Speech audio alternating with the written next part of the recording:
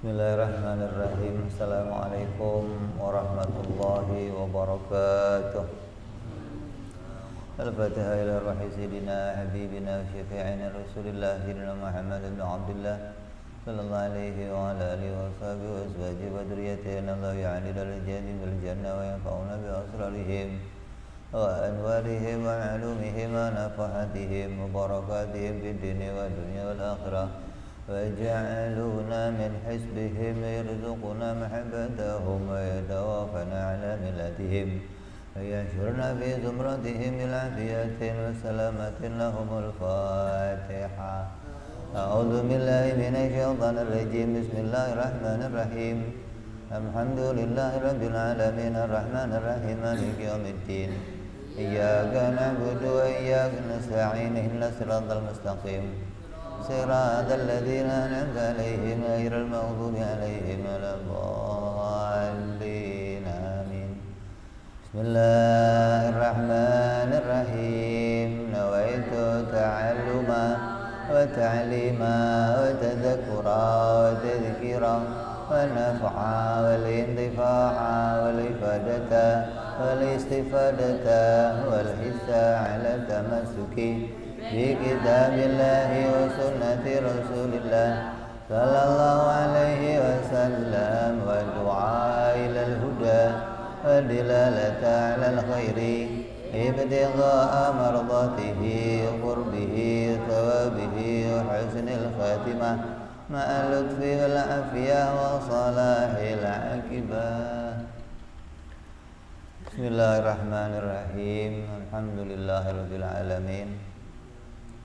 Salatu wassalamu ala asyrafil anbiya'i wal mursalin Sayyidina wa habibina wa syafi'ina wa maulana Muhammadin wa ala alihi wa sahbihi ajma'in. Amma ba'du. Qala musanniful kitab Habibul Imam al-Habib Abu Abdullah Muhammad bin Yusuf as-Sanusi rahimahullah nafa'ana bihi wa bi'ulumihi summa ila sahibu syarha Imam Ibrahim al-Bayjuri rahimahullah wa nafa'ana bihi wa bi'ulumihi fid darain. Allahumma aftah qulubana futuhal arifin wa bihidmatika wa ansur alaina birahmatika ya arhamar rahimin. Ila anqal. Kemarin sudah kita bahas tentang wajibu ala kulli mukallafin syar'an ay ya'rifa ma yajibu fi haqqi maulana jalla wa azza ma yastahilu wa ma yajuzu wa kadza yajibu alaihi ay ya'rifa mithla dzalik fi haqqi rasul alaihi wassalatu wassalam. Maka kita sudah ngerti tentang penjelasan wa yajibu ala kulli mukallafin. Maka pengertian mukallaf berapa? 4. Akil, baligh, salamatul hissi, terus bulughud dakwah. Berakal, baligh, dewasa, selamat salah satu panca indera pendengaran atau penglihatan. Yang keempat, sampainya berita. Kurang salah satunya, maka dia tidak disebut sebagai mukallaf. Kalau enggak disebut sebagai mukallaf, bagaimana statusnya? Statusnya termasuk kelompok fatroh. Fatroh itu orang yang dibebaskan dari hukuman. Artinya enggak ada kesalahan baginya ketika dia berstatus fatroh, sebagaimana ayah dan ibunya Nabi Muhammad sallallahu alaihi wasallam. Maka mereka juga bagian dari orang-orang yang masuk kelompok fatroh, karena beliau meninggal sebelum Nabi menyampaikan dakwah Islam kepada mereka. Jadi jangan ikut-ikutan pendapatnya orang-orang Wahabi, orang-orang Salafi yang mengatakan ayah ibunya Nabi berada di dalam neraka karena menganggap mereka bukan orang Islam. Selagi mereka bukan Islam karena alasan mereka adalah masuk kelompok fatroh, maka mereka tetap termasuk orang-orang yang selamat dari ancaman api neraka. Terus pembicaraan tentang wa qauluhu syar'an, coba. Ya ada mik.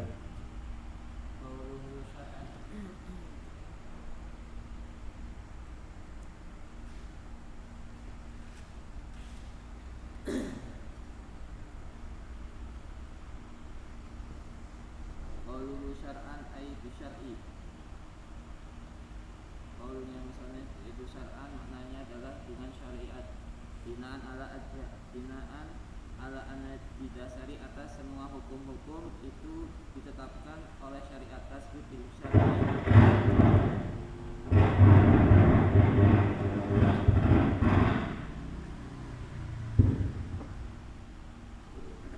Binaan ala anna jami'a ahkam tasbih bil syar'i. Kencengan.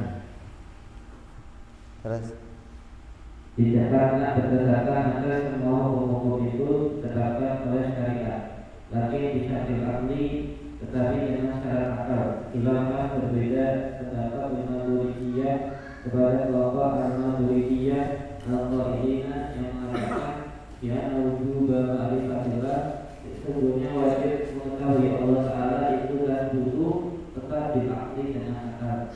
Diwuduhiha karena jelasnya ma'rifat. Bila disyariatkan berbeda dengan seluruh lain hukum-hukum yang ditetapkan syariat.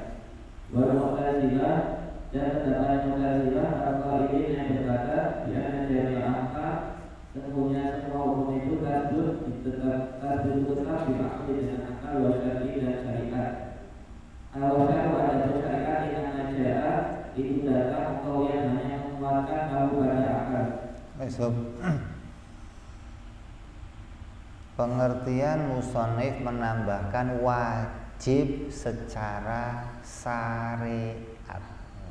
Kenapa kok ditambahin wajib secara syariat atau syar'an? Pendapat ini diambil atas apa yang dipahami oleh Imam Asy'ari yang kita ikuti, yang mengatakan bahwa anna jami'al ahkam, bahwa setiap hukum-hukum yang berupa perintah yang berkaitan sama perbuatannya manusia yang diberi pahala atau diberi dosa, maka perbuatan itu berkaitan dengan perintah syariat. Kalau nggak ada perintah syariat gimana? Nggak perlu kita laksanakan. Jadi selagi itu sudah perintah syariat, maka barulah berlaku hukum. Perintah apa? Perintah mikir, perintah makan, perintah sholat, perintah minum, haji, semuanya itu berkaitan dengan adanya syariat. Adanya Nabi yang datang ngasih perintah, baru itu merupakan bagian dari sesuatu yang harus kita patuhi. Nah kalau nggak ada perintah syar'an bagaimana? Ya nggak ada wajib untuk mematuhi. Jadi kewajiban patuh untuk mengerjakan satu perintah karena ada datang dari syariat atau datang dari Allah Subhanahu wa ta'ala. Lakin akan tetapi perintah itu bisa dilaksanakan bisyartil akli, dengan syaratnya orang itu berakal sehat. Kalau akalnya sehat, maka dia bisa bersyariat. Akal sehat yang bagaimana? Yang ngerti wajib, mustahil, jaiz, itu akalnya sehat. Kalau enggak soak. Akal yang begitu itu perlu dibawa ke grogol. Nanti dikasih helm, terus disetrum, biar otaknya normal. Jadi semua perintah termasuk mengenal Allah, berpikir dan yang lain-lainnya itu tergantung kepada adanya syariat. Selagi nggak ada perintah syariat, ya nggak ada kepatuhan untuk kita laksanakan. Lah kalau syariat belum ada gimana? Ya belum ada perintah. Yang mau dipatuhin siapa? Oh nggak ada nabi, nggak ada yang mendatangkan syariat. Ini pendapat Imam Asy'ari, pendapat yang kita panuti, bahwa segala macam perintah itu datang dari syariat. Kayak begini contohnya lah. Ada orang kafir mau masuk Islam, diperintah mikir enggak? Diperintah kenal Allah enggak? Diperintah enggak? Ya belum masuk Islam kok diperintah. Selagi belum masuk Islam enggak ada perintah apa-apa, enggak ada. Jadi perintahnya untuk orang mukallaf itu apa? Masuk ke dalam agama. Itu perintah pertama bagi manusia yang dewasa. Enggak ada perintah sunat. Orang kafir ya mau sunat dulu, enggak ada perintah sunat dulu. Belum masuk Islam suruh sunat. Oh mau syahadat, wudhu dulu, nggak sah wudhunya, belum jadi orang Islam. Maka akan ada perintah kalau dia sudah jadi orang Islam. Ada perintah mikir, perintah kenal Allah, perintah ma'rifat. Kalau dia sudah jadi orang Islam, sebelum jadi orang Islam, ya nggak ada perintah apa-apa, bebas lo mau guling-guling, mau telanjang, mau nggak ada perintah untuk dia. Jadi yang dimaksud syar'an di sini adalah ketika kamu sudah jadi orang Islam, barulah kamu terkena syariat, terkena perintah, terkena aturan. Walaupun perintahnya untuk mengenal kepada Allah, tetap perintah itu berlaku untuk orang yang sudah masuk agama Islam. Lah kalau ada orang kafir yang mau Islam terus gimana? Jangan lu nazar dulu, kenal Allah dulu. Berapa lama? Setahun. Mati dulu dia. Berapa perintahnya? Sejam, 2 jam, kamu ajak ngomong, yakin, masuk. Kok usah mau pulang dulu kamu. Pulang dulu lah, kalau mati di rumah gimana? Jadi kalau ada orang masuk Islam, mau masuk Islam, buru-buru kita masukin. Nah setelah masuk, baru diajak mikir gitu, diperdalam pengetahuannya, diperdalam keyakinannya. Setelah masuk agama Islam, nah, setelah masuk bagaimana? Kenalkan dulu bahwa dia mengakui Allah itu Tuhan dan mengakui Nabi Muhammad sebagai utusan, masuk di agama Islam. Setelah masuk baru ada perintah gitu. Loh, belum masuk Islam suruh mikir dulu, mau mikir apa? Takutnya kenapa? Kalau dia belum sempat mengucapkan syahadat terus dia mati, berarti dia mati dalam posisi kafir. Nah, apa enggak bahaya? Tapi kalau dia sudah syahadat kok langsung mati, matinya dalam keadaan muslim gitu. Jadi kalau ada orang masuk Islam, buru-buru disyahadatin biar langsung jadi orang Islam. Adapun berpikirnya cukup kita ajak nazar sedikit yang cepat yang membuat dia bisa yakin Allah itu Tuhan, Muhammad itu Rasulullah. Ini pendapat Imam Asy'ari. Beda dengan pendapatnya Imam Maturidi. Kata Imam Maturidi, wajibnya kenal Allah itu pakai akal, nggak usah diperintah. Mau kamu orang Islam, mau nggak orang Islam, kalau kamu punya akal, memang kerjanya akal itu mikir. Jadi nggak ada perintah mikir tergantung syariat, nggak ada, kata Imam Maturidi. Jadi lebih spesifik gitu loh. Kalau perintah yang lain itu terkait sama syariat, sholat, ibadah, zakat, haji, yang lainnya terkait sama perintah syariat. Tapi kalau urusan mikir, kenal Allah, nggak usah diatur syariat. Kenapa? Asal dia punya akal, dia pasti mikir yang bikin saya siapa. Saya ditaruh di dunia untuk apa? Setelah di dunia saya mati mau kemana? Itu kalau orang yang punya akal normal mesti akan mikir. Jadi nggak usah diperintah sama syariat untuk urusan kenal Allah. Kayak gambarannya bagaimana? Mata melihat. Ada nggak perintah? Ada nggak aturan yang mengatur mata melihat? Sejak kapan mata kamu mulai melihat? Sejak kapan mata kamu mulai melihat?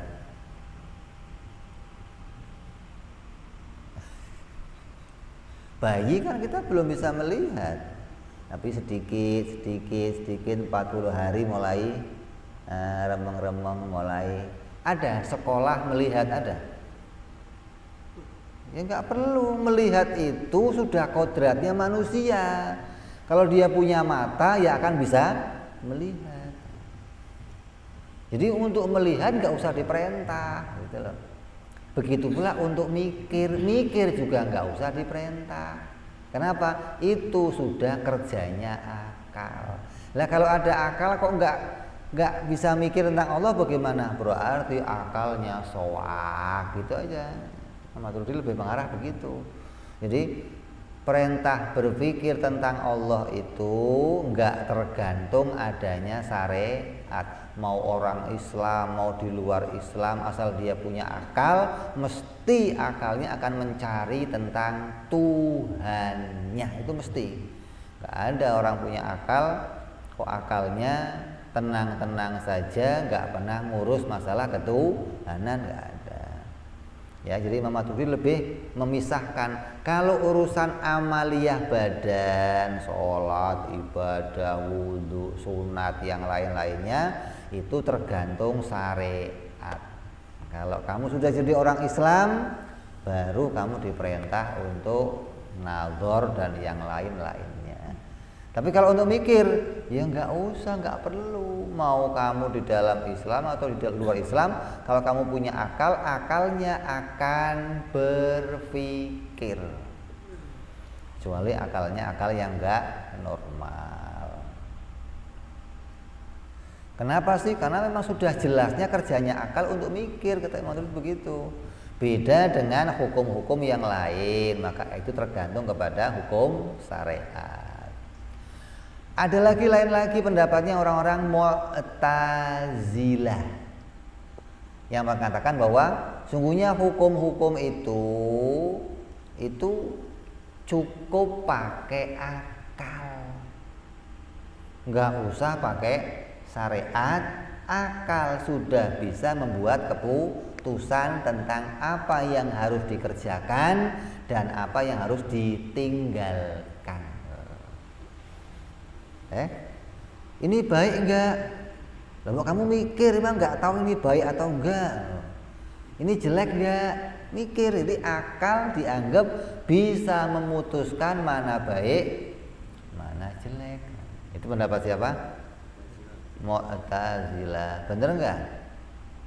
Nah, kita buktikan aja. Kalau hukum itu pakai akal, berarti akal manusia akan mutusin mana yang baik, mana yang buruk. Nah, sekarang kita coba, apakah sama keputusan baik menurut semua manusia?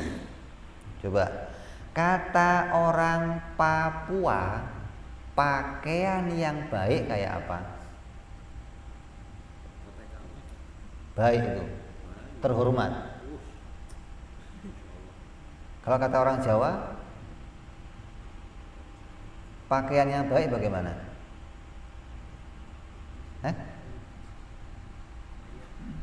Kebaya, belangkon. Nah kalau orang Papua suruh pakai koteka atau orang Jawa suruh pakai koteka, baik nggak kata orang Jawa? Mau kamu? Kondangan manten pakai koteka gitu.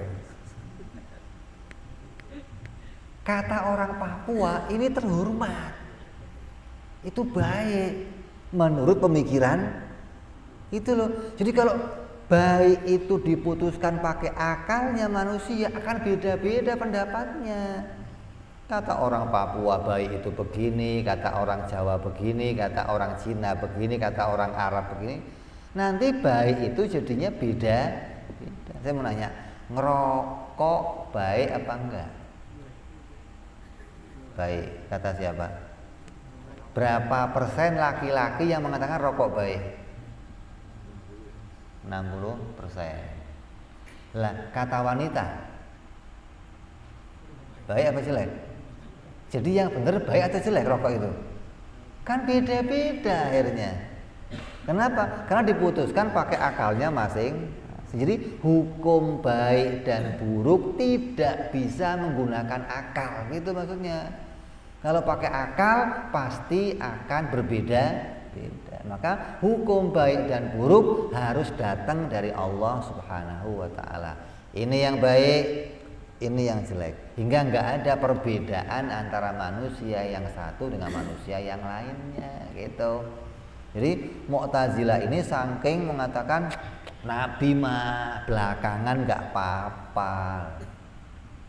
Terus tanpa Nabi gimana? Tanpa Nabi pun akal bisa mutusin sesuatu. Jadi akal nggak perlu Nabi. Jadi Allah mutus Nabi untuk apa? Allah mutus Nabi hanya untuk menguatkan apa yang ditemu oleh akal. Lah nguatin bagaimana? Kalau nguatin orang koteka didukung sama Nabi dong. Bagus, teruskan perjuanganmu. Boleh sama Nabi. Sholat pakai koteka boleh? Atau kata orang Jawa dah pakai kemben terus sholat boleh? Kan terhormat pakaiannya. Tapi kan nggak pakai Nabi. Buka pakaian sholat wanita begini, pria begini. Itu baru sholat yang baik. Keputusannya datang dari bukan menguatkan keputusan akal. Gitu kan? Hingga Mu'tazilah ngambil keputusan sendiri. Baik kata akal yang bagaimana? Kalau kamu kerjakan pekerjaan itu dipuji oleh semua orang, maka itu namanya wajib. Kalau pekerjaan hanya dipuji oleh beberapa orang, namanya sunnah. Sebaliknya, kalau pekerjaan dibenci oleh semua orang, namanya haram. Kalau pekerjaan dibenci oleh beberapa orang, namanya makruh. Kalau pekerjaan nggak ada yang benci, nggak ada yang senang, namanya mubah. Itu pendapat orang Mu'tazilah, mutusin baik dan buruk. Jadi syariat datang itu hanya menguatkan.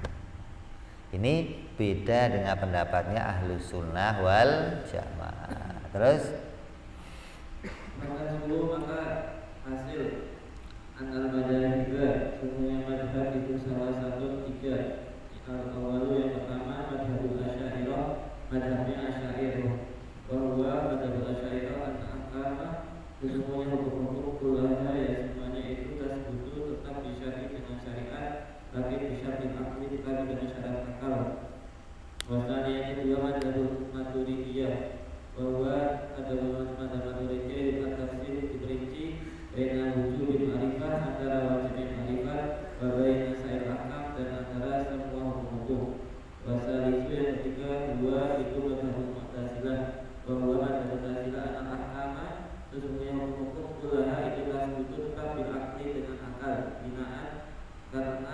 berdasari atas al-tahsin wa takbir al-aqliyaini fata'amal. Jadi kalau begitu madhab di dalam memutuskan hukum itu ada 3 macam. Yang pertama madhabnya Imam Abu Hasan Al-Asy'ari yang mengatakan bahwa hukum-hukum itu semuanya ditetapkan oleh syariat. Kalau syariat nggak memutuskan haram atau wajib, maka nggak ada keputusan itu diperintahkan. Kalau ada keputusannya, baru itu harus dipatuhi. Tapi hukum-hukum ini bisa diberlakukan bagi orang-orang yang punya akal.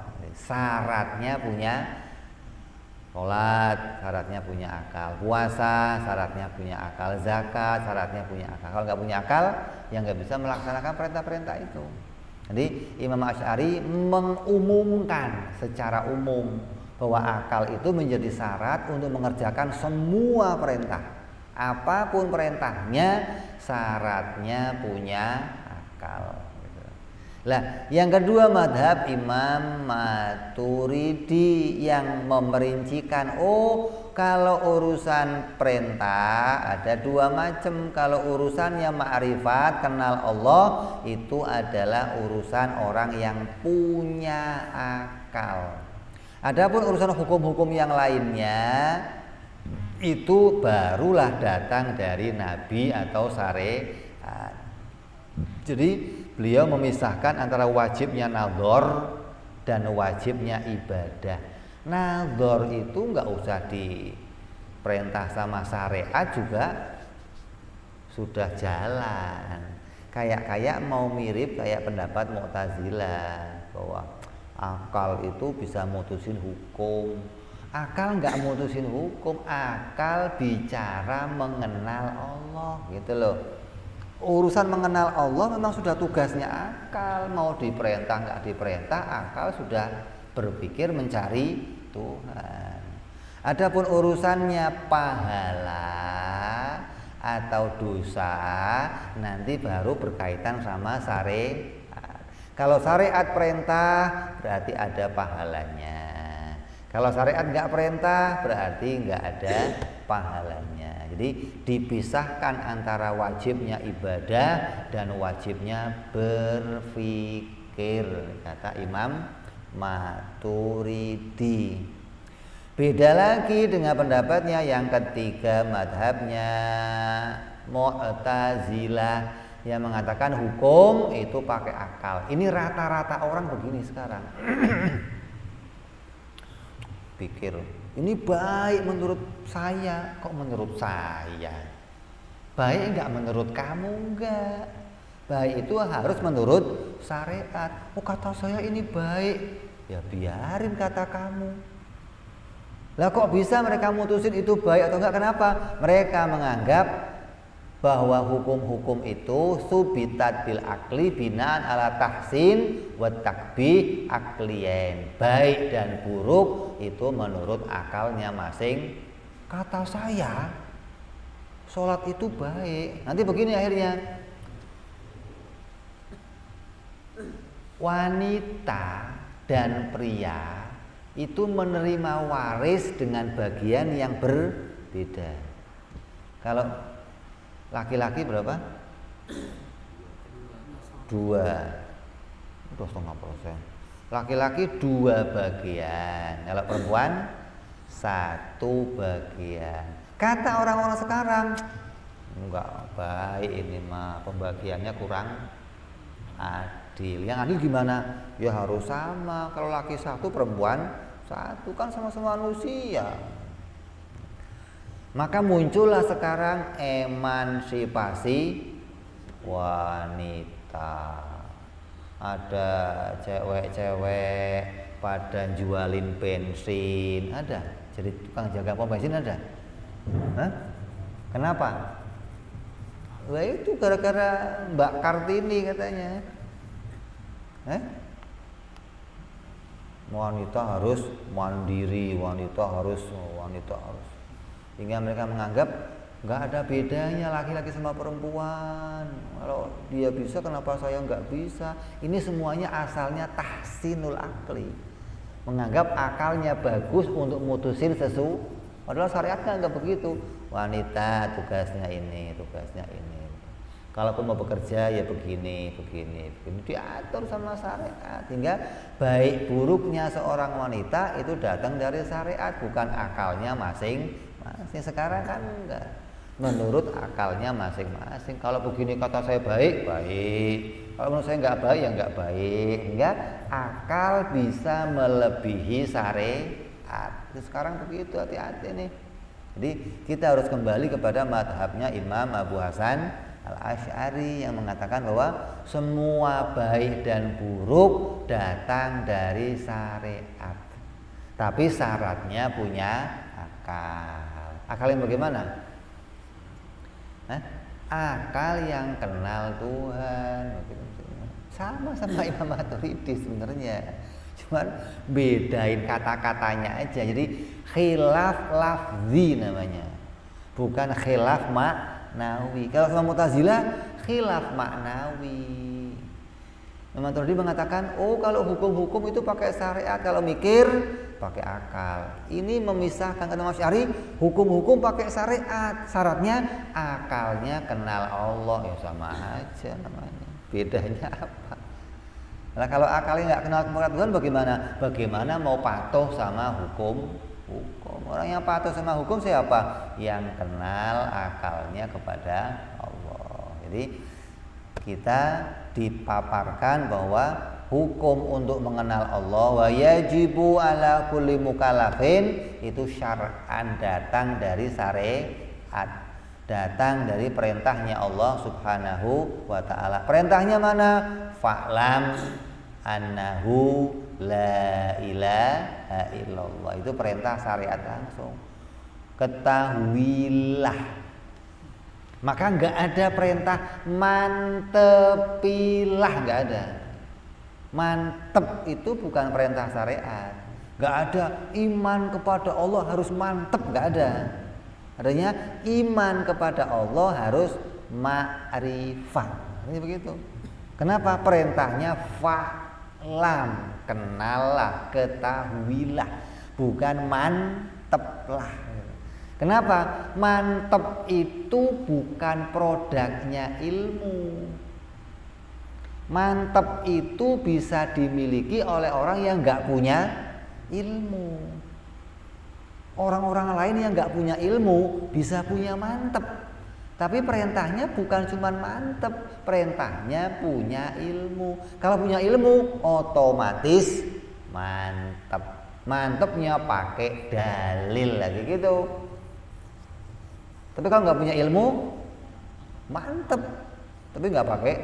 Kayak contoh begini, istri kamu mantep kamu selingkuh. Dasarnya apa? Pokoknya hati saya mengatakan begitu, saya mantep dah. Kamu selingkuh kan berat. Hanya nyium bau minyak wangi, wah mantep kamu selingkuh. Ini mantep yang begini, ini yang keluar dari perintah syariat. Maka mantep itu bisa dimiliki oleh selain orang Islam. Lah, orang Islam perintahnya bukan cuma mantep, tapi ilmu. Apa sih ilmu itu? Ya mengetahui dengan dalil, mencari sesuatu, memahami sesuatu dengan bukti-buktinya, baru disebut ilmu pengetahuan. Ya, jadi kita sudah nyambung bahwa perintah untuk mengenal Allah itu adalah dengan dasar apa? Perintah syariat. Perintahnya apa? Terus qauluhu ayya'rifa ma yajibu fi haqqi maulana wa ma yastahilu wa ma yajuzu. Perintahnya ayya'rifa. Terus terlalu membahasakan apa hakikat, sungguhnya suatu pendapat yang benar nyata tentang makrifat bagaimana dan ilmu itu mutadifani sinonim sama alamatkan atas makna wahidin yang satu. Bahwa ada maknanya itu al-jasmu mantap al-mutadiku yang sesuai dibagi pada kenyataan andalin berdasarkan dalil. Fakhoraja maka kecuali dikeluarkan bil jasmi dengan jasm ad-dhani. Kalau fakhoraja maka keluar bil jasmi dengan lafal jasm al-jasm mantap apa al-dhanu dhon. Bahwa ada dhon itu ibaku tarafil rajih menemukan sisi yang lebih unggul. Walaupun dan keluarkan malam. Bahwa ada malam itu ibaku tarafi menemukan sisi al-arjuh yang diungguli. Wasyak dan syak. Bahwa ada syak itu ibaku kulit menemukan salah satu min tarafaini dari dua sisi ada sawai atas sama.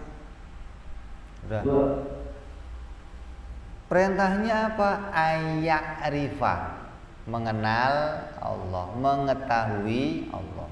Apa sih mengetahui itu? Mengetahui atau disebut ma'rifat dan ilmu itu asalnya muradif, sama. Disebut ilmu boleh, disebut ma'rifat juga boleh. Ini orang alim, ini orang arif, boleh.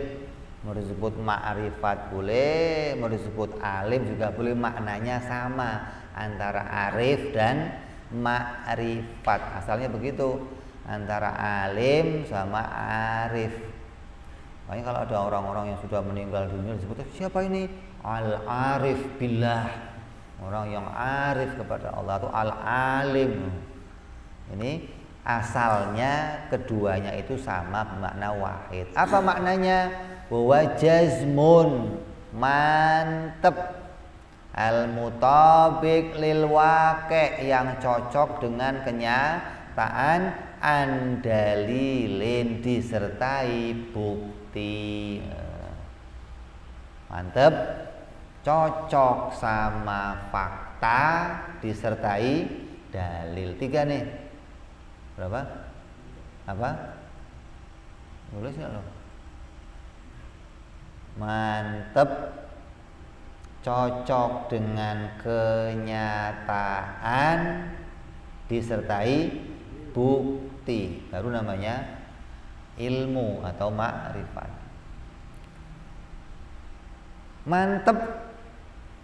Mantep doang nggak bisa. Kenapa? Di luar Islam pada mantep. Yahudi mantep, Kristen mantep, Buddha mantep, Cina mantep. Buktinya mantep apa?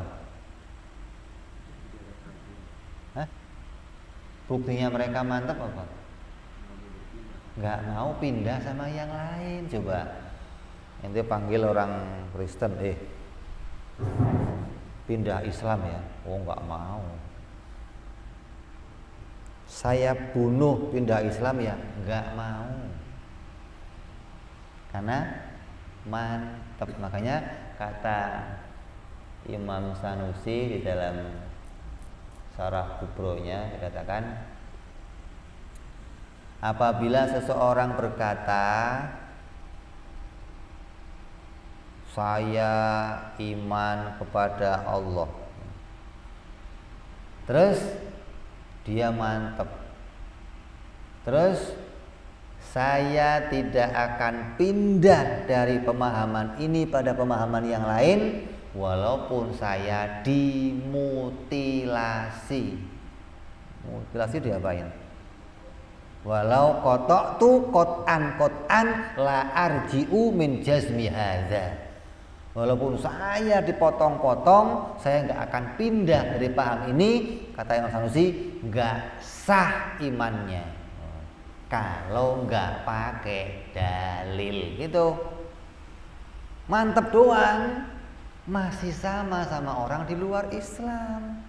Mereka mantep nggak mau masuk Islam, kamu mantep nggak mau masuk Kristen. Makanya kata orang, mendingan masuk angin bib daripada masuk Kristen bib. Masuk angin paling kerokan doang modalnya. Kenapa nggak mau masuk Kristen? Mantep sama agamanya. Lah orang Kristen nggak mau masuk kita, mantep. Jadi kalau modalnya cuma mantep, statusnya sama. Orang Arab diajak Nabi masuk Islam, mau nggak? Mereka nyembah apa? Lata, Uzza, Hubal, Manat. Mau masuk Islam? Kenapa nggak mau? Mantap. Jadi modal mantap ini nggak jaminan iman kamu sah, gitu loh. Terus gimana harusnya? Mantap, cocok sama kenyataan, disertai bukti. Nah, baru ketika tiga terkumpul, kamu namanya orang berilmu. Berarti menggugurkan fa'lam annahu la ilaha illallah. Kalau belum begitu gimana? Belum menggugurkan kewajiban untuk mengenal Allah. Karena kewajiban kenal Allah harus pakai pengetahuan. Lah terus mantep itu mau kita jelaskan oleh Rasul, dijelaskan mantep itu yang bagaimana sih? Mantep itu keluar dari 4 perkara. Mantep keluar dari 4 perkara. Itu berapa? Hah? 3. Aku nambahin berarti sih. 3. Dzon, syak, wahmun, satu lagi nanti taklid. Mantep itu tidak boleh di dalam hatinya ada 3 ini, dzon, syak, wahmun namanya. Apa dzon itu? Dzon itu adalah idraku tarafur rajih, menemukan sesuatu dan ada sesuatu yang menguatkannya. Dia mantep karena ada yang menguatkan. Kalau nggak ada yang menguatkan, maka dia nggak sampai mantep. Tapi bukan dalil, hanya menguatkan. Contoh, kamu ke rumah saya. Saya mau ke rumahnya Habib. Dilihat mobil saya parkir. Terus saya mantep Habib pasti di rumah. Mantep nggak? Kenapa mantepnya? Ngelihat. Padahal bisa saja dijemput saya sama orang lain. Bisa aja saya naik motor ngaji keluar. Tapi saya mantep dah, Habib pasti di rumah. Maka yang demikian namanya dzon. Mantep yang begini kalau untuk selain urusan iman kepada Allah boleh. Contohnya apa? Mengetahui kiblat. Nanti kalau sholat ngadepnya mana? Kiblat kemana? Kok kamu yakin melihat Mekah? Kok yakin ke arah sana? Ka'bahnya kelihatan. Terus dari mana yakinnya?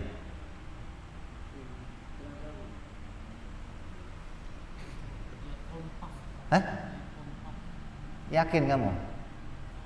Pakai apa? Kompas. Kompas itu namanya dzon, hanya menguatkan.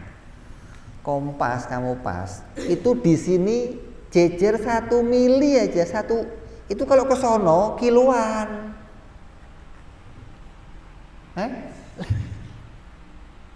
Di sini kamu ukur pas nih, geser semili aja dikit. Kalau kamu tarik garis ke Hawaii kamu ngadepnya sana. Terus kok tetap begitu gimana? Dzon. Udah pokoknya udah kompas ke sono, ini boleh untuk urusan syariat. Kalau iman gak boleh. Saya yakin Allah ada. Buktinya apa? Ada langit, ada bumi. Saya yakin Habib ada. Buktinya apa? Ada mobilnya. Kalau mobilnya nggak ada, ya Habib nggak ada berarti. Kalau langit bumi nggak ada, ya Allah nggak ada. Nah, ini namanya dzon. Maka yang begitu nggak sah imannya. Gitu loh. Ketika iman kepada Allah dengan dalil langit bumi dan statusnya itu dzon, hanya menguatkan, maka itu nggak sah imannya. Kenapa? Masih sama kayak meyakini adanya saya. Pokoknya kalau di rumahnya ada mobil, HP berarti ada. Kalau mobilnya nggak ada, kan repot ini urusannya. Lah kalau langit bumi nggak ada, Allah ada, ya nggak ada juga, berarti sama kayak saya. Namanya apa itu? Dzon. Mantep yang begitu kalau untuk urusan syariat boleh, tapi nggak boleh untuk urusan akidah. Saya yakin ini seorang nabi. Kok kamu yakin? Dari mana yakinnya? Oh, itu bisa ngeluarin yang aneh-aneh. Ngeluarin yang aneh-aneh. Padahal yang aneh-aneh itu bisa aja sihir. Bisa aja istijrat. Belum tentu mukjizat. Kalau kiai dulu waktu ada rame-rame nabi palsu, siapa namanya? Ghulam Ahmad, Sodek, kata kiai begitu. Bah, ini bah yang nabi palsu muncul di TV bah. Kiai lagi. Alah muka begitu kok ngaku nabi, nggak usah diteliti, mukanya aja nggak pantas jadi nabi, apalagi diteliti. Jadi salah satu nabi itu harus ganteng di antara umat. Nggak ada nabi di tengah-tengah umat, ini nabi sayang jelek, nggak ada begitu, nggak ada. Ini sudah muka hitam, peyang-peyang sono kemari, hidung pesek, ngaku nabi. Makanya nggak ada nabi orang Indo, ada. Kulitnya aja nggak pantas jadi nabi, nggak pantas. Apalagi mukanya, jangan ngimpi lah. Nabi orang Indonesia, nabi orang Timur Tengah, ganteng-ganteng, putih-putih, tinggi-tinggi. Fisiknya aja cocok jadi, baru dilihat ada mukjizat enggak. Nah, kalau ada mukjizat pasti nabi, gitu. Itu namanya dalil, bukan dzon. Dzon itu apa? Bahasa Indonesianya apa? Dugaan kuat. Kalau kita nilai nih, kita kasih poin, itu tingkat kebenarannya 75%. Itu namanya apa? Dzon. Dugaan kuat.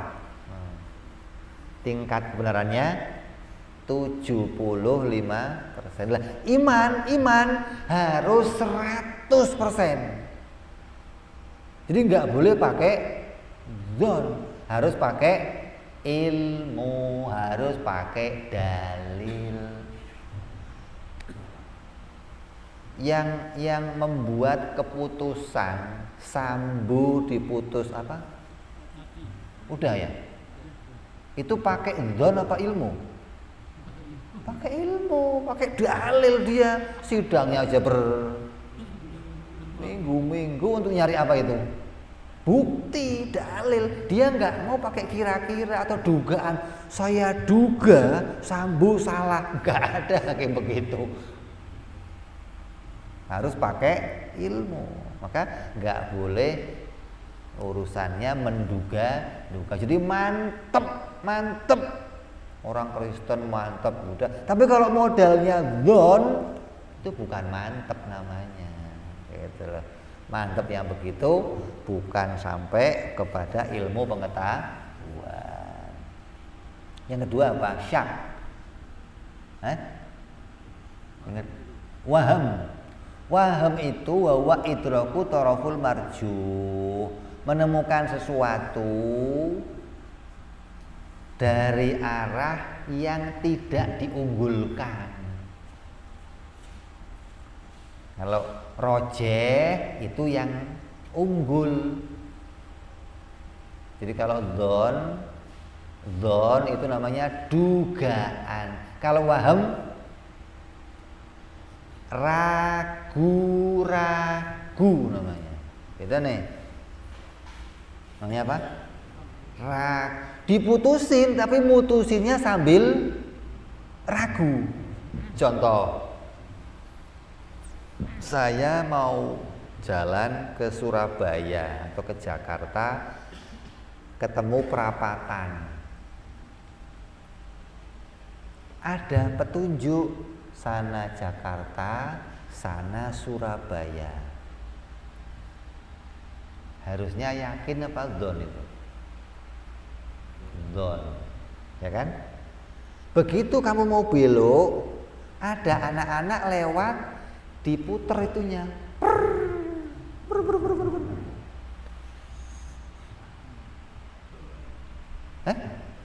Jadi kesono kemari kesono. Kira-kira kamu mau mutusin nggak?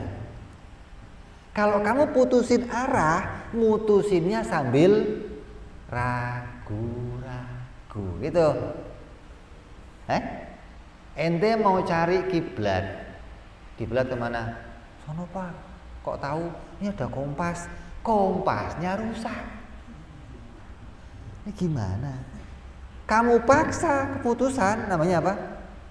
Ragu-ragu, gitu. Nah, iman kepada Allah, wong dzon aja nggak boleh, apalagi ragu-ragu. Jadi waham keluar dari yang namanya mantep, ragu-ragu keluar dari yang namanya mantep, dugaan keluar dari yang namanya mantep. Yang ketiga, kira-kira, syak.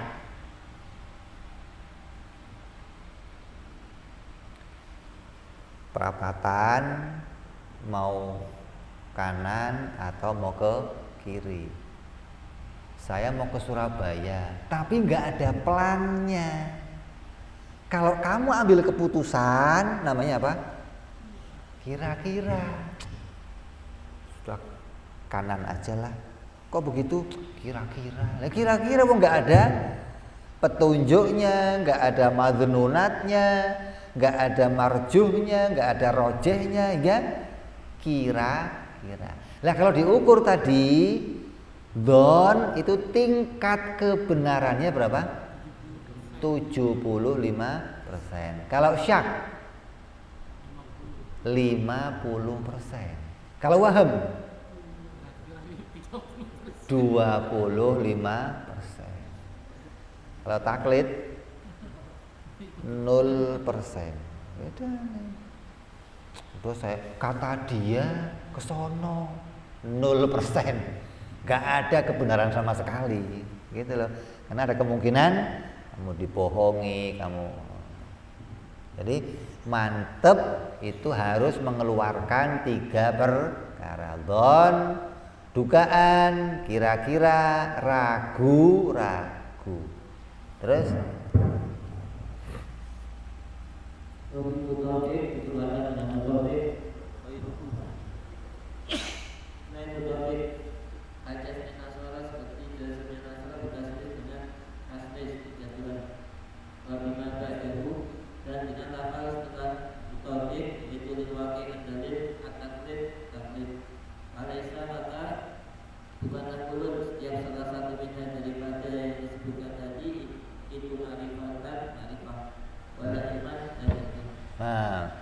terus tadi kan apa?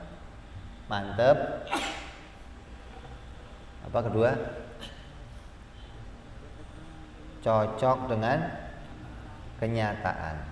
Apa ini yang perkara yang nggak cocok sama kenyataan? Contohnya apa? Contohnya seperti orang Nasrani mengatakan Tuhan 3. Kalau Tuhan 3, kamu nanya, itu 3 itu yang duluan jadi Tuhan yang mana? Kan ada 3, yang duluan yang mana? Oh, yang ini duluan. Lah ini ya belakangan lah, ngapain jadi Tuhan? Sudah ada Tuhan, ini ngapain jadi Tuhan lagi? Berarti yang diimani dengan Tuhan 3 ini nggak cocok sama kenyataan. Tuhan itu harus kodim, tidak ada permulaannya. Kalau Tuhan 3 kan ditanya yang duluan yang mana? Oh yang ini, yang ini masa ada Tuhan sifatnya belakangan gimana? Jadi pendapat yang mengatakan Tuhan itu 3 ini nggak cocok sama fakta gitu. Apalagi contohnya? Apalagi contohnya?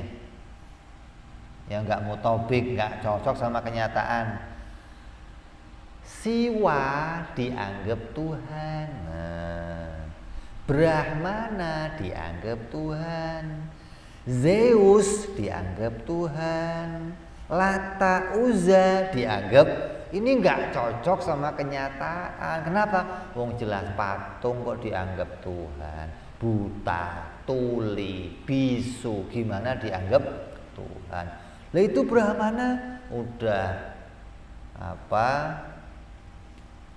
punya anak, hidupnya sampai tua, mengalami kematian, ada generasi pengganti, begitu kok jadi Tuhan?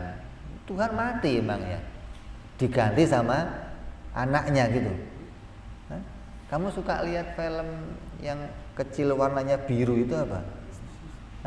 Anaknya siapa dia? Ada bapaknya nggak? Ada. Tuhan dia. Krishna Tuhan. Berarti menggantikan Tuhan masa Tuhan begitu. Jadi ini nggak cocok sama fakta. Zeus dianggap Tuhan, matahari dianggap Tuhan, bintang-bintang dianggap, ini nggak cocok sama fakta. Orang Arab dulu nanya, Muhammad, kalau Tuhan kamu satu itu Tuhan kamu terbuat dari apa? Emas, perak, tembaga, kayu, tanah liat. Qul huwallahu ahad. Enggak ada yang menyerupai zat Tuhanku, kata Nabi. Gitu dong. Kenapa? Lah ya wong kodim, kok bagaimana ada yang lainnya? Kok Tuhan kok 3? Maka ini enggak cocok sama kenyataan. Contohnya itu, kamu kok iman Allah satu, mantep Allah satu, udah bener nih, dan cocok sama kenyataan kalau Tuhan pasti satu, tapi kurang satu, apa? Dalil. Gara-gara nggak pakai dalil, maka kamu nggak disebut ilmu. Apa contohnya? Orang yang taklid. Taklid itu mantep. Rata-rata orang Islam mantep sama Tuhannya. Dan kemantepannya cocok sama kenyataan. Memang Tuhan pasti satu. Tapi dapatnya hal itu bukan pakai dalil, tapi kata bapaknya, kata tetangganya, kata gurunya.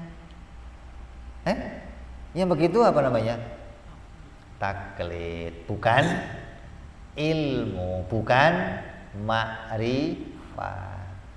Jadi umumnya orang Islam itu sudah pas, mantepnya udah mantep yang luar biasa.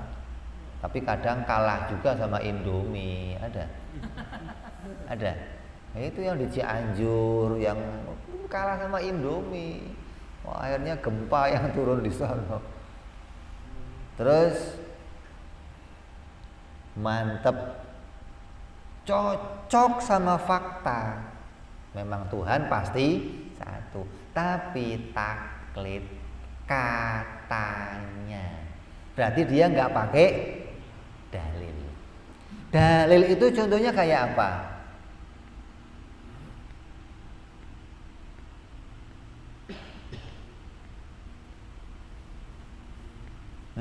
Contohnya dalil kayak apa? Contohnya dalil. Sesuatu dalil itu apa coba dulu? Dalil apa dalil? Dalil itu apa artinya? petunjuk, bukti. Bukti itu apa? Dalil. Bolak-balik kalau begitu.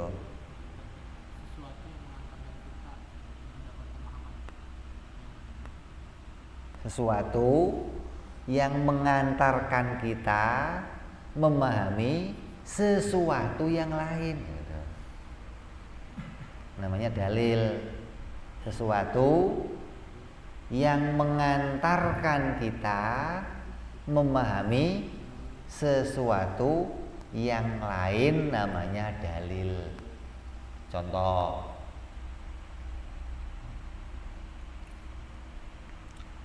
kamu bangun tidur, nggak denger apa-apa, nggak lihat apa-apa, tiba-tiba kamu keluar rumah basah semua, genteng basah, halaman basah, pohon-pohon basah. Apa yang kamu pikirkan? Tadi perlu nanya kamu, tadi hujan ya? Colok matanya, lu nggak ngeliat basah semua, pakai nanya hujan apa enggak? Hah? Kalau nanya, berarti ada somplak otaknya itu. Tadi hujan ya? Terus ini kalau nggak hujan, blangwir yang nyemprot gitu maksudnya? Iseng aja ada blangwir nyemprot. Itu namanya apa? Bukti. Ketika kamu lihat basah, pikiran kamu dihantarkan memahami tadi ada hujan, gitu loh. Berarti basah jadi apa? Dalil. Kenapa? Dengan lihat itu pikiran kamu diantarkan memahami sesuatu yang lain. Kamu lihat ada rumah hangus, kamu nggak lihat api. Begitu lihat rumah hangus, pikiran kamu apa? Tadi nanya, yang punya rumah mana itu? Pak, kebakaran ya Pak? Kira-kira diapain kamu? Tolong, itu sudah hangus begitu pakai nanya. Berarti ketika kamu lihat hangus, pikiran kamu dihantarkan memahami tadi ada kebakaran. Itu namanya apa? Dalil. Nah, begitupun jagat raya ini. Ketika kamu pikiran lihat jagat ini mengalami perubahan, matahari tadi nggak ada, terus jadi ada, bulan tadi nggak ada, terus jadi ada. Pikirannya orang yang waras, pasti ada yang bikin. Itu pasti begitu. Kalau ini muncul sendiri kayaknya ini, oh ya somplak otak kamu berarti. Itu namanya dalil. Jadi barunya alam ini jadi bukti kalau pencipta itu ada. Buktinya apa? Buktinya barunya. Nah, kalau buktinya kalau Allah itu Tuhan apa?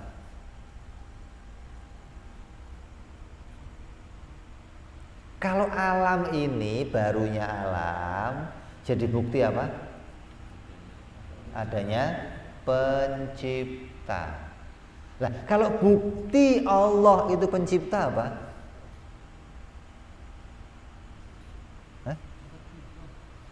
Sifat-sifatnya.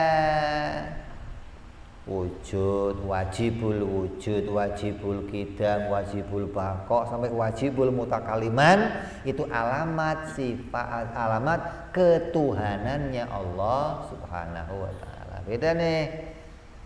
Maka tapi rata-rata kitab mengatakan langit bumi jadi bukti Tuhan itu Allah. Oh, itu maknanya disingkat.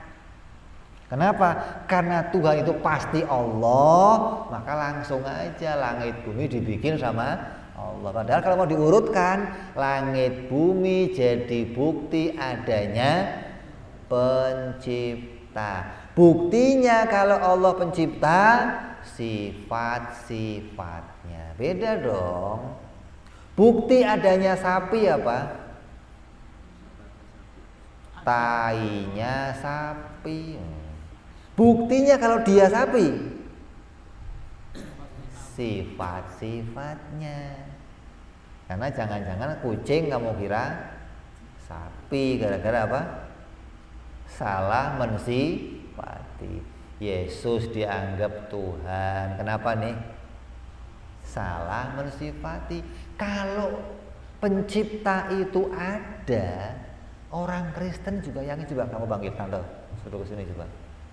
Kamu tanya, Om, buktinya Tuhan ada apa Om? Apa jawabnya? Alam semesta. Mau orang Buddha, mau Yahudi, mau Nasrani, langit bumi jadi bukti adanya pencipta. Semua sepakat. Hanya ketika lah Tuhannya yang mana? Lah ini. Mau sama-sama nggak ngelihat semua? Kata si anu, ini Tuhan, ini yang Tuhan, ini. Dari mana ente buktiin kalau itu Tuhan? Nah, cuma satu, kenal nggak sifat-sifat ketuhanan? Kalau pada diri mereka ada sifat ketuhanan, pasti dia Tuhan. Nah, pada Allah terdapat sifat-sifat ketuhanan, wajibul wujud, wajibul. Dari mana taunya kamu? Dari mana? Dari Nabi Muhammad Sallallahu Alaihi Wasallam. Utusannya ngasih berita, Tuhan yang utus saya, sifatnya begini, begono, begini, begono, cocok sama akalnya orang yang waras. Oh bener nih, yang disampaikan dia betul-betul menceritakan sifat-sifat ketuhanan. Makanya ketika Rasul datang, ya Muhammad, siflana rabbuka, sifatkan kepada kami Tuhanmu. Cerita, qul huwallahu ahad, Allah. Oh bener ini mah Tuhan begitu memang harusnya loh, gitu loh. Kenapa? Akal yang sehat nemu sifat-sifat Tuhan, Nabi datang nyeritain sifat-sifat Tuhan, hingga akal dan Nabi salaman, saya bersaksi kamu utusan Allah, gitu. Jadi akal yang sehat bisa nemu sifat-sifat ketuhanan. Wajibul wujud, Tuhan harus wajibul wujud, wajibul qidam. Lah yang mana? Lah ini nggak tahu. Datang utusannya kuceluk. Nah ini diceritakan sifat Tuhanku begini. Salamanlah orang berakal sama Nabi, bersyahadat, saya bersaksi kalau Allah Tuhan dan kamu utusannya, gitu. Hingga cocoklah apa yang ditemukan oleh akalnya orang yang waras. Terus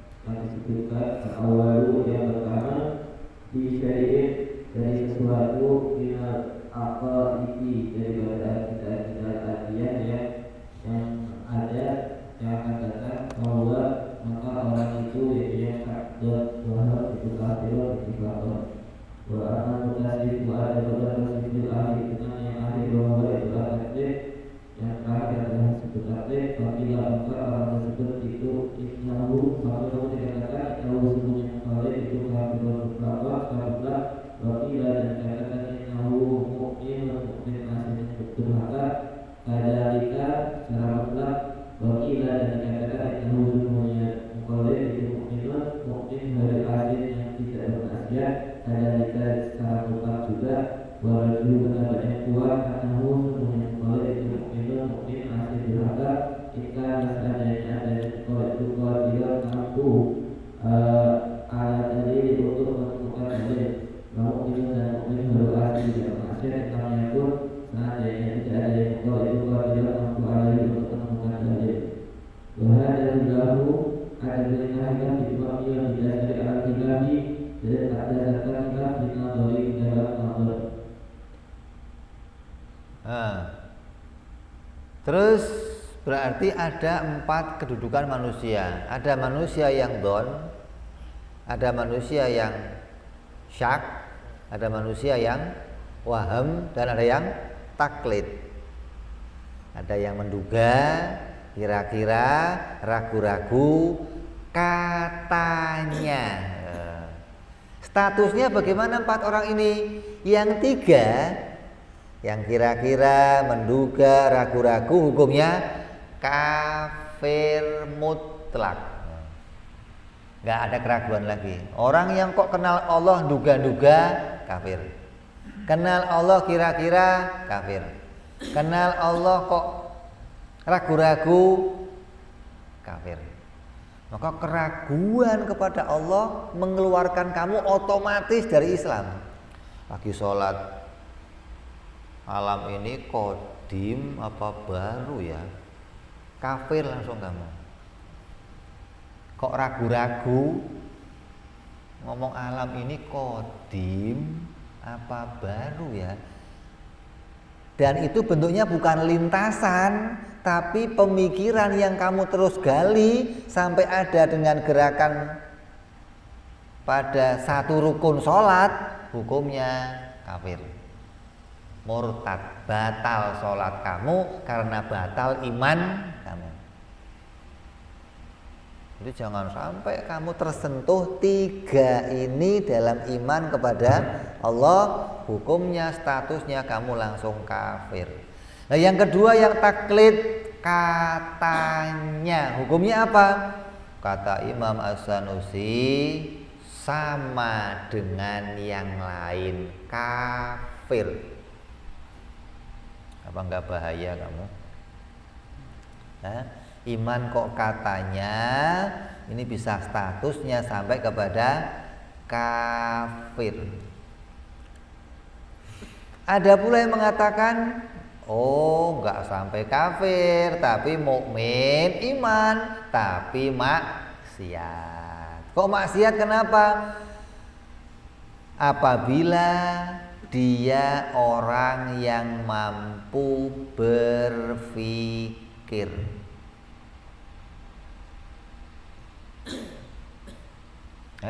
Kalau dia mampu mikir itu yang bagaimana? Mikir itu yang bagaimana? Mikir itu bisa mengadakan penelitian.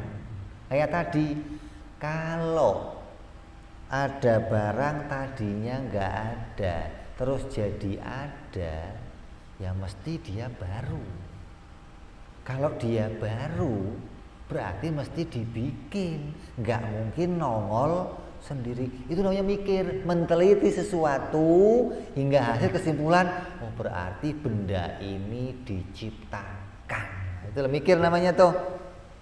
Kok bisa seperti itu tapi dia nggak melakukannya, berarti dia meninggalkan perintah mikir. Maka hukumnya iman tapi berdosa karena meninggalkan berpikir. Yang kedua ada lagi yang ketiga, iman tapi nggak maksiat kalau nggak bisa mikir. Ya siapa? Orang yang idiot, tell me, pikirannya terbelakang, maka dia nggak punya kewajiban berpikir karena nggak punya kemampuan. Dia dihitung orang iman dan tidak berdosa. Maka perbedaan pendapat-pendapat ini, mukmin asi in lam yakun qadir wa khilaf mabni ala. Pendapat ini ada lagi enggak ya? 3 cuma 3 ya? 3 doang kan?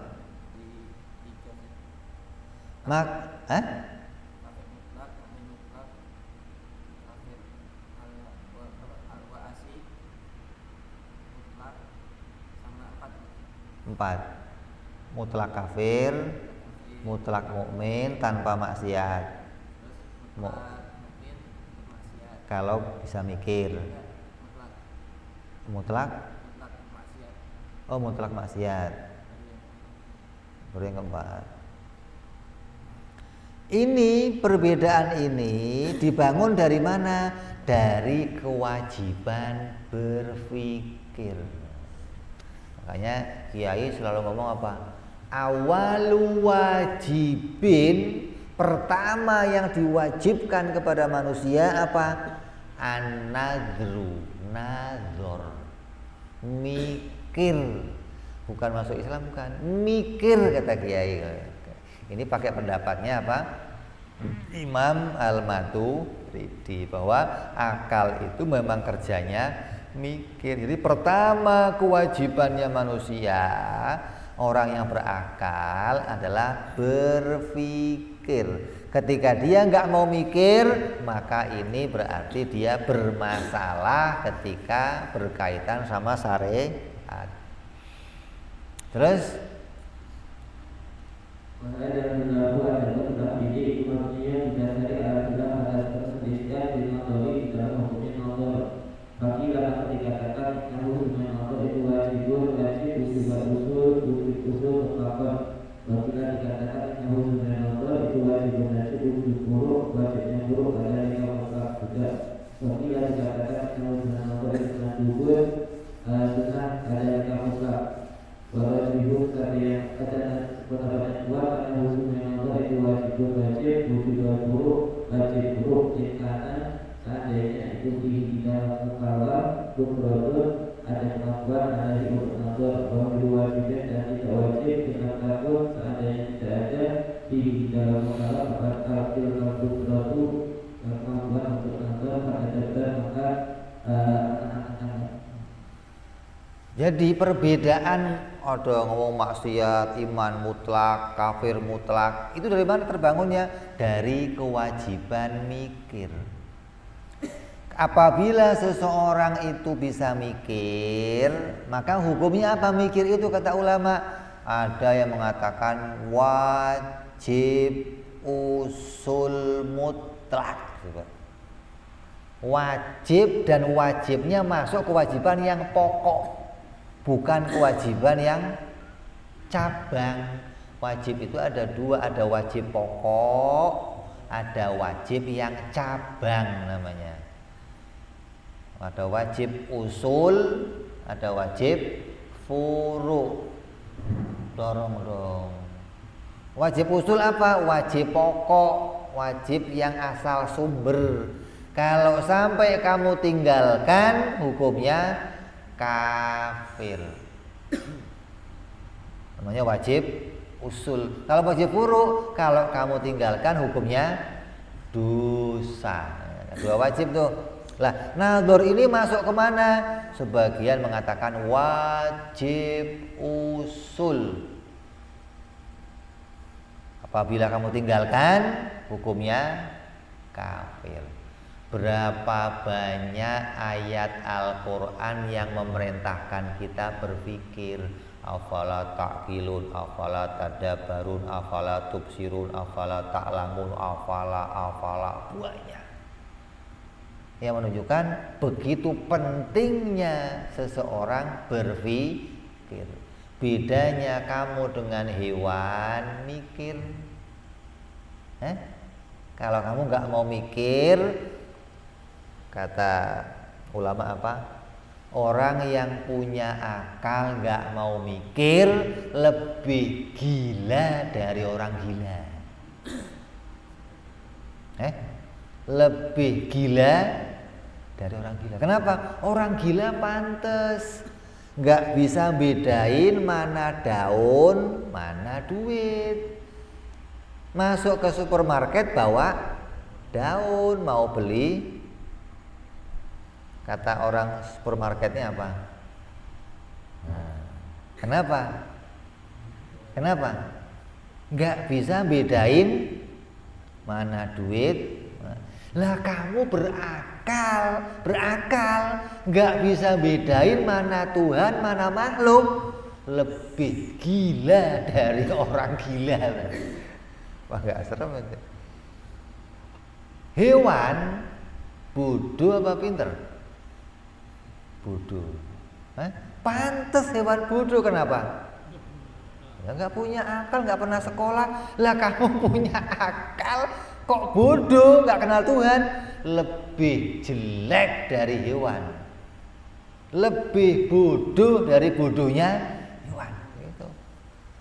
Jadi urusan nadzar ini adalah bagaimana derajat kamu diangkat oleh Allah Subhanahu wa taala, berbeda dengan makhluk yang lain. Kok nggak mau dipakai, nggak mau digunakan nadzar, berarti kamu merendahkan diri kamu lebih rendah dari hewan, lebih gila dari orang gila. Itu satu mengatakan wajib usul. Ada mengatakan lagi ini wajibnya wajib furu. Artinya apabila diperintah oleh syariat, kalau ditinggalkan bagaimana? Dosa. Yang ketiga mengatakan mandub. Mikir itu sunnah. Kok sunnah kenapa? Hanya untuk kesempurnaan iman. Ketika orang mikir, tambah yakin, mikir, tambah yakin, mikir, tambah yakin. Kalau nggak mikir, sudah yakin, kata mereka, hukumnya sunnah. Maka yang rojeh, yang dikuatkan, yang pendapat yang paling kuat adalah wajibnya wajib furu. Yang bagaimana wajib furu? Apabila dia punya kemampuan untuk berpikir, maka dia wajib mikir. Kalau enggak, dia dosa. Tapi kalau enggak punya kemampuan berpikir, maka enggak wajib.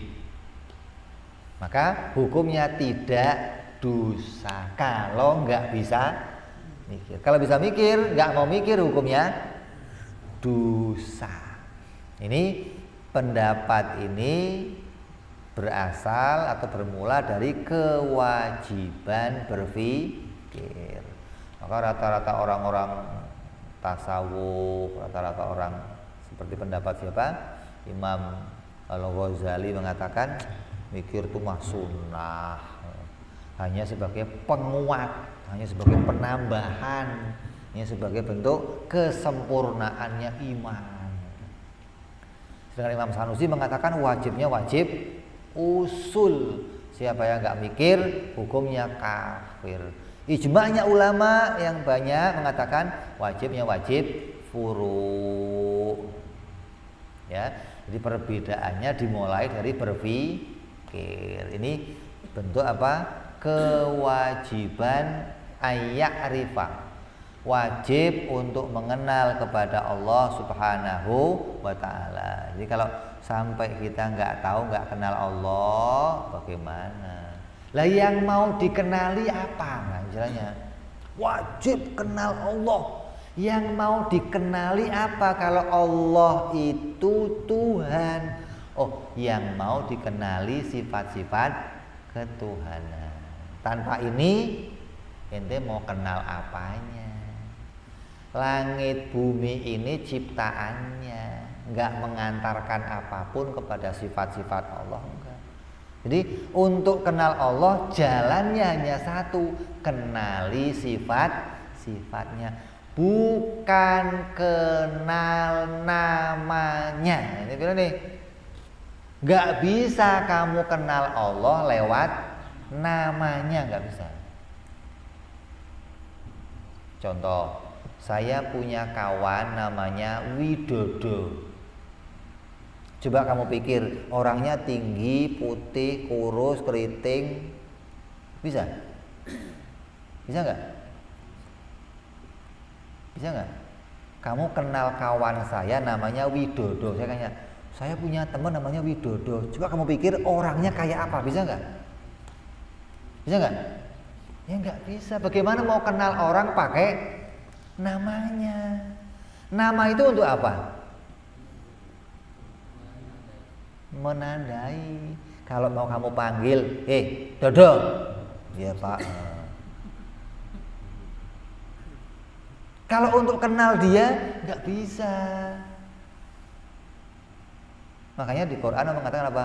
Walillahil asmaul husna fad'uhu biha. Dan bagi Allah itu memiliki nama-nama yang baik. Jumlahnya berapa? 99. Apa kata Allah? Maka dengan nama itu panggillah Allah. Ya Rahman, Ya Rahim, Ya Malik. Panggil, kalau memanggil Allah dengan nama-nama yang baik ini. Kalau untuk mengenal Allah, ya nggak bisa pakai nama-nama itu. Mau kenal Allah harus pakai sifat-sifatnya. Jadi ada orang mengatakan, ngapain belajar sifat 20? Udah ada Asmaul Husna. Nggak bisa bro, kamu kenal Allah pakai nama-namanya nggak bisa. Apa yang mau kamu ketahui dari namanya? Coba ada orang pingin kenal Widodo dengan namanya. Masuk kamar, wiritan Widodo, 1000 kali, kenal nggak kira-kira? 1.000.000 kali kenal nggak kira-kira? Nggak bisa. Kamu wirid Allah, pengen kenal Allah, nggak bisa. Wah, ini yang datang jin ifrit. Wah, saya Allah. Akhirnya jadinya siapa? Musodek. Wah, saya utus jadi nabi. Beneran? Iya. Wah, keluar saya dapat wangsit. Gara-gara apa? Nggak kenal sifatnya. Cuman kenal namanya. Ketika kamu dibohongin, ya kamu nurut aja. Tapi kalau kamu kenal Allah, kayak si Abdul Qadir ambil sendal, minggat kamu, dasar setan mau nipu saya, nggak bisa. Anda kira Quran nggak? Anda kira setan nggak baca Quran? Setan baca Quran. Untuk apa? Untuk nipu, cari kelemahan. Gimana caranya ngelemahin imannya manusia pakai Quran? Di antaranya apa? Ada cerita Nabi Musa berjumpa dengan Allah dalam bentuk api. Di Gunung Sinai, Nabi Musa lagi di dalam gua dingin bersama istrinya. Di depannya dia lihat api, ngomong sama istrinya, Rem, sini, saya mau ngesono, mau ambil api biar kita ngangetin badan. Oh ya Her, samperin ke sana. Musa, copot sendalnya. Gua Allah. Ana rabbuka ikhlaq nahlek innaka bil muqaddasi tua. Kamu sedang ada di gunung apa? Tua yang suci, copot sendal kamu. Nabi Musa diajak bicara sama Allah. Namanya min warail hijab. Allah bicara sama Nabi Musa dari belakang hijab. Hijabnya apa? Api. Maka iblis ngomong, oh berarti api bisa saya pakai Allah. Maka iblis keliling menyerupai api, ngaku jadi Allah. Ketemu wali ini, ketemu orang ini. Terakhir ketemu Syekh Abdul Qadir Jailani, ketemu Tuan Syekh dilempar, minggat kamu setan, dasar setan penipu.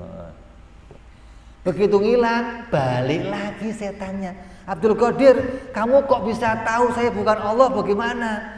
70 orang yang kayak kamu sudah saya tundukkan. Coba bayangkan nanti 70 orang ahli wirid, ahli puasa, ahli ngaji ditundukkan dengan setan nongol menyerupai api. Enggak, kamu kalau tahu-tahu ketemu orang nih, tadinya rajin sholat, tiba-tiba, wah mas sekarang nggak usah sholat. Kenapa? Udah sampai hakikat gua mas. Itu pasti ketemu setan tadi, dia pasti tertipu dengan setan. Kenapa? Karena setan ngomong apa? Abdul Qadir, mulai sekarang yang saya wajibkan, saya bebaskan untuk kamu. Yang saya haram-haramkan, bebas untuk kamu. Seneng gak ente? Oh seneng banget. Oh, makasih. Udah gak usah sholat lagi, gak usah puasa lagi, gak usah. Nah ketemunya si Abdul Qadir dilempar. Apa alamatnya? Punya dua alamat. Alamat akli. Nah, Syekh Abdul Qadir tahu bagaimana Tuhan kok bersinar, Tuhan kok bersuara. Kamu pasti bukan Tuhan. Yang kedua, nggak mungkin Allah perintah yang jelek-jelek. Innallaha la ya'muru bil fahsya. Maka dengan dalil ini dilemparlah dia. Nah, minggat kamu. Jadi mengenal Allah itu harus pakai dalil, pakai ilmu, nggak boleh dzon, syak, wahmun atau katanya. Orang yang sampai ini imannya diperselisihkan kata ulama. Maka bahaya kalau iman kita bermasalah atau diperselisihkan. Yang paling bagus, sempurna iman kamu dengan ilmu dan disepakati ulama, imannya sah. Nah, mudah-mudahan ngajinya kita ini jadi jalan, iman kita disertai ilmu, iman yang sah, iman yang disepakati semua ulama, dan iman yang diterima oleh Allah Subhanahu wa ta'ala hingga kita selamat di dunia sampai di akhirat nanti. Amin ya rabbal. Insyaallah kita sambung yang akan datang. Wa ila hadratin nabi al-fatihah. A'udzubillahi minasyaitonir rajim. Bismillahirrahmanirrahim. Alhamdulillahirabbil alamin arrahmanir rahim maliki yaumiddin. Iyyaka na'budu wa iyyaka nasta'in. Ihdinas siratal mustaqim. Siratal ladzina an'amta 'alaihim ghairil maghdubi 'alaihim waladdallin. Amin ya rabbana tarabna. Ya nana tarabna wa anana asrabna 'ala al-ashrabna. Fatub alaina tauba tausili kulli hauba wa sunna wa amin iraati wa ufili walidina rabbi wa mauludina wal ali wal ihwani wa sairil hillani wa kulli di mahabbah au jiratin au suhbah المسلمين أجمع آمين ربي اسمع فضلا وجودا منا لا باكتساب منا بالمصطفى رسولنا بكل سولي صلى وسلم ربي عليه أدى الحب وآله وصحبه dada tasi suhbi walhamdulillahi bil badi wa tanahi wa ana rabbika rabbil izzati amma yasifun wa salamun al mursalin alhamdulillahi rabbil alamin. Assalamualaikum warahmatullahi wabarakatuh.